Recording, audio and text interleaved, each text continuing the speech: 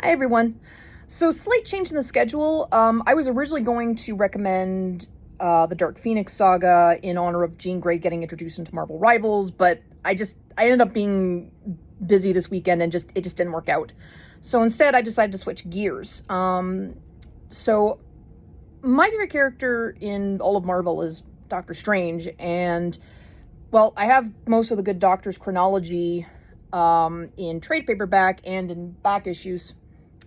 So I thought I would recommend some Doctor Strange comics, specifically Jed Mackay's run. So I'm recommending 3 technical volumes today, which are The Death of Doctor Strange, Strange Volume 3. Technically it's just Strange, but it's the 3rd volume of Strange. It's complicated. And then Doctor Strange, which is volume 6, but like I said, volumes are complicated. So this is my favorite of the modern era for Doctor Strange. I think Jed does a lot of good writing for Doctor Strange. I think he understands the character very well. I do have some reservations with the way he writes Clea, Doctor Strange's wife, but I still enjoy it nonetheless. And yeah, I just wanted to sort of kind of talk about it. How do I put this?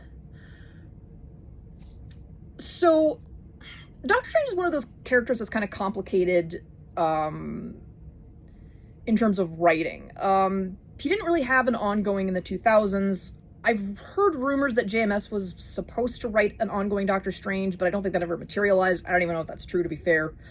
And he didn't really get another ongoing until 2015, 2016 with Jason Aaron's run, which is also really good. And then Mark Waid did a pass at the character. And while I like both of those runs, I feel like they kind of fall into the syndrome that the more recent Doctor Strange mini fell into, which is, let's put Doctor Strange in this situation and see how he deals with it. Nothing wrong with that. I like those stories, and I also would recommend Doctor Strange of Asgard. It's just, Jed Mackay's run is kind of special to me for a few reasons. For one, it was the first ongoing Doctor Strange run that I was reading. I started reading it right around the time it began publication. And the other major reasons I love Jed's Doctor Strange run is twofold. One is, well, he brought back Clea, and I love me some Doctor Strange and Clea being cutesy. And this is very much what this volume is, right from Death all the way to the final volume of this. It's basically a marriage study between the two of them. And just kind of how two very different people in a marriage work when you have one who is a healer and the other is more of a warlord, essentially. The other reason that I love Jed Mackay's run is that, in going back to what I was talking about earlier, Jed seemed to be the only Doctor Strange writer, at least as far as I know in the current era, that actually wanted to expand on Doctor Strange's mythology. And so you get things like some of Doctor Strange's characters from, Doctor Strange's foes from Strange Tales, or you get things like The War of the Seven Spheres, which is from Roy Thomas's Doctor Strange run, which I will recommend later on. I'll talk about that in another video. And I love that Jed just kind of takes a lot of those ideas that were just, and plot threads and stuff, they're just kind of left dangling, and he did something with them. Whether or not you like what he did with it is up to you, but I still appreciate that, you know, he wanted to expand on it and do something with it. And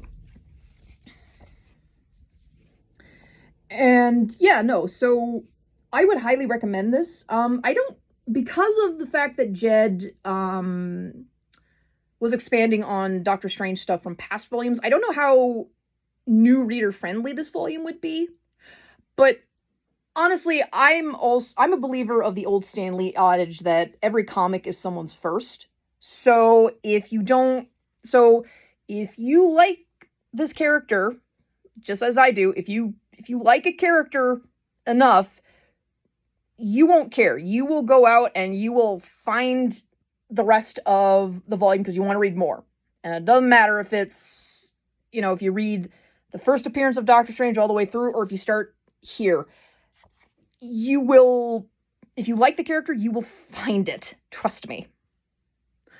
So, yeah, that's mainly the reason I wanted to recommend this, is because I think of the modern Doctor Strange stuff, this one's the best, or at least it's my favorite anyways. And unfortunately it got tragically cut because of One World Under Doom. I'm not going to go into my issues with that. I've ranted enough about it on my own blog as it is.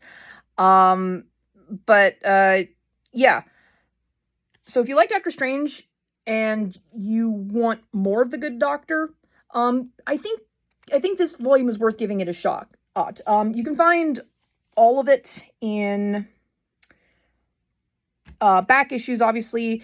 It's very easy to find in trade. I mean, it was published from September 2021 to August of 2024, so that's last year, so it's very, very easy to find.